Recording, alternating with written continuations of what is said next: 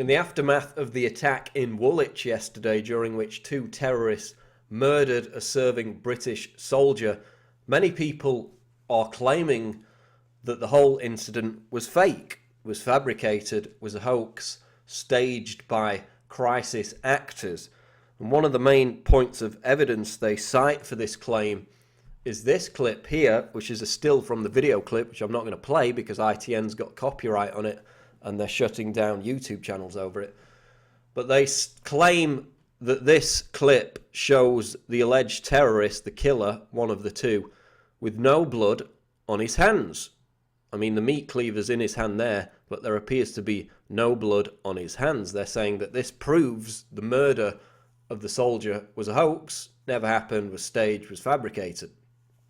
And that this, which obviously shows blood, his hands covered in blood, was a fake video or doctored video broadcast by the news media. Well, it turns out that in fact this is the doctored video. I'll tell you why.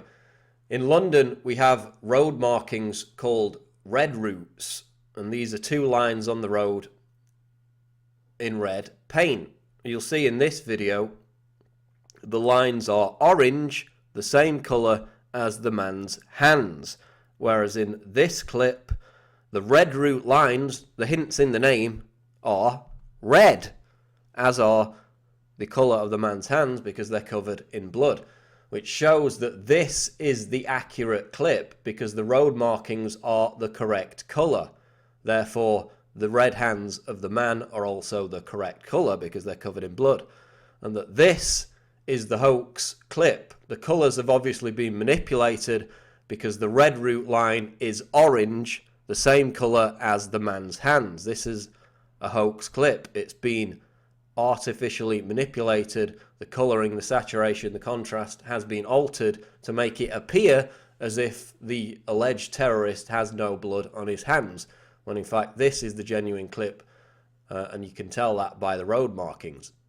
Here's another example of the red route road markings in London. I live in London. I see these everywhere I go. This is a red route, that's why it's red. And as you see in this image of the terrorist, again, the road markings are red. The blood on the meat cleaver is red. The blood on the guy's hands is red. And you can also see blood here on his clothing and also here. So this is the genuine image. The red route lines are red. The blood on his hands is red. And you go back to the fake image, the red route lines are in fact orange, and so are the guy's hands, so-called bloodless hands, because the colour has been manipulated. This is a fake clip. This is a genuine clip. Red hands, red route. So to claim that this represents evidence of the notion that the whole incident was staged is completely erroneous because it's an artificially contrived clip. So then we have people claiming, and by the way, there are those red route lines again, they're not orange.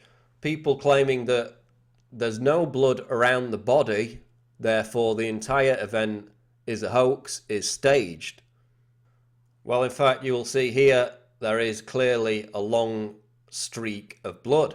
What happened is they ran over the guy in this vehicle, pinned him up against the wall here, and then began to butcher him. That's why there's blood all the way there. They dragged his body onto the street. So again, the guy's hands are covered in blood. There's blood all over the area in which he was killed. So to claim that this whole incident was staged, was fabricated, because there was no blood either on the guy's hands or on the scene, is completely wrong, inaccurate. You can see the blood there. You can see the blood on the guy's hands. There was blood. Somebody was murdered at the scene.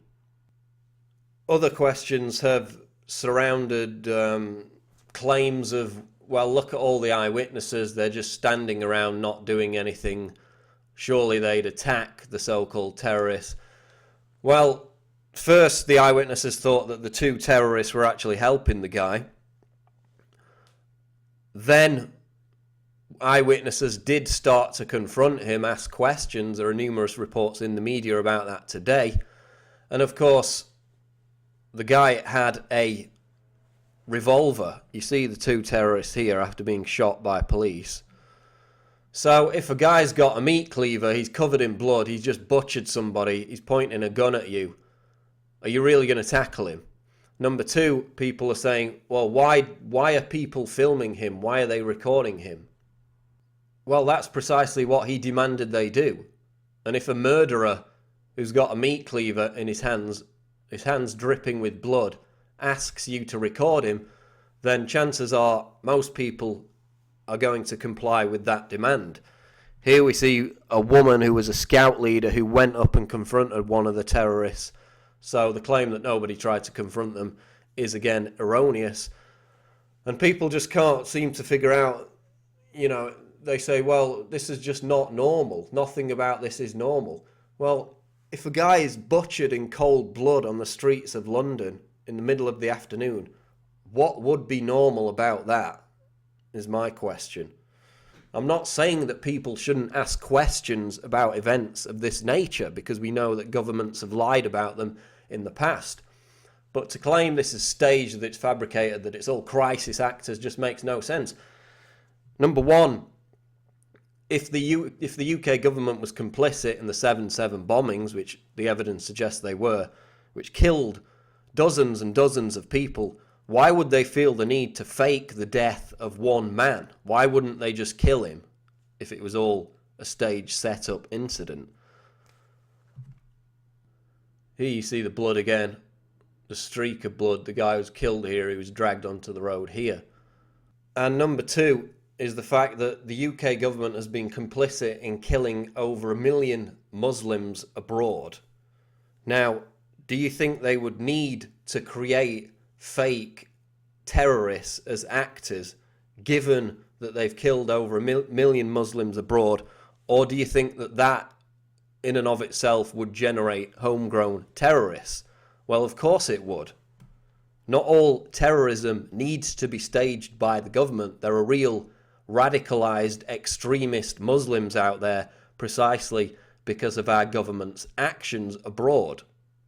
And one of the biggest dangers of claiming that this is all fabricated and then spending all the time obsessing about that, which everybody has the right and should ask questions about it, but then you miss out on exposing the main narrative that the establishment is most terrified of, which is the fact that David Cameron and Foreign Secretary William Hague for over a year now have been aggressively pushing to arm extremist jihadist terrorists in Syria who are driven by exactly the same ideology and motivation as the Woolwich terrorists. So while Cameron came out yesterday and denounced the actions of the Woolwich terrorists who beheaded this British soldier, he simultaneously pushed for jihadist extremists driven by the same extremist ideology who are beheading people in Syria, both Syrian army troops who are Muslim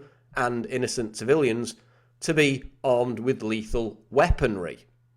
We've featured the videos on InfoWars on numerous occasions, Syrian rebels chanting Allah Akbar as they decapitate their victims, just as the Woolwich terrorists did during yesterday's attack. So why is Cameron so upset about British soldiers being killed in London when simultaneously he's trying to arm FSA terrorists in Syria who are led by Jabhat al-Nusra, who killed British troops in Iraq? It's okay if they're doing it in Syria, but if they do it in London, then it's condemned. And you know, the people who actually travel from Britain to be terrorists or freedom fighters in Syria on the side of the FSA, when they come back to Britain, they're arrested as terrorists by the authorities. So why is Cameron upset about jihadists in London killing British troops when he's supporting them in Syria, but then when they come back to the UK, the authorities are arresting them again as terrorists? And of course, this policy of arming terrorists abroad was also followed in Libya, where the LIFG fighting brigade was armed by NATO, by the UK, to overthrow Gaddafi, which later, of course, led to the US consulate attack in Benghazi. They armed Al-Qaeda in Libya. Now they're trying to arm them in Syria while simultaneously condemning terrorist attacks by people in London driven by the exact same ideology. And a final point, which again a lot of people are missing because they're obsessing about this blood no blood thing, which is completely debunked now, is the clash of civilizations. Of course, it was Samuel P. Huntington who in 1993 wrote in Foreign Affairs that the next major conflict would be centered around a clash between cultures, not ideologies. This is how the elite plan to shape the New World Order. It started, of course, with the war on terror, and even though Islamic terrorism poses less of a threat to human life than bee stings or drowning in a bath, the state needs these kind of incidents that we witnessed yesterday to get each other at their throats, to create this us versus them mentality between Westerners and Muslims, while ignoring the real threat to our freedom posed by the state. So, of course, immediately after what happened yesterday, the English Defence League, which openly admits that it exists in pursuit of Zionism, they went out on the streets and began to riot. There were other incidents where mosques were attacked. Again, it fuels this clash of civilizations, which the elite wants.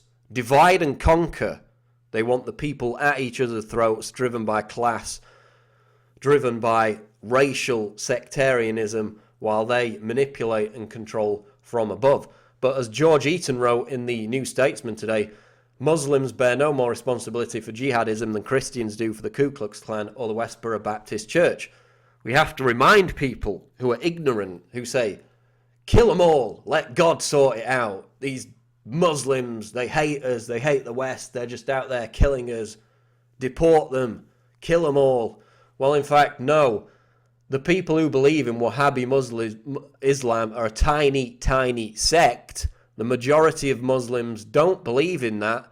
In fact, in Syria, the Syrian army, which is predominantly Sunni Muslim, is killing those same Wahhabi terrorists. So in fact, Muslims in places like Syria are fighting against these terrorists, while everybody in the West, or a great portion of people, just say, oh, all these Muslims come from the same ideology, they want to kill us all, kill them all, let God sort it out. It's this kind of mentality that plays right into the clash of civilizations that the Council on Foreign Relations, people like Huntington, have outlined decades ago is the agenda to drive us towards their New World Order. And they need incidents like this.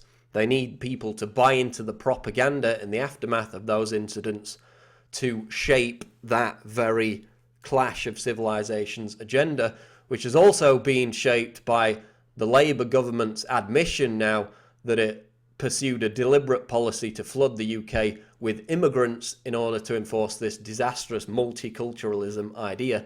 That, combined with bombing and slaughtering Muslims abroad, is creating the homegrown terrorism which they need to play into this clash of civilizations scenario. So we'll leave it there for now. We'll be back with more soon. This is Paul Joseph Watson reporting for Infowars.com.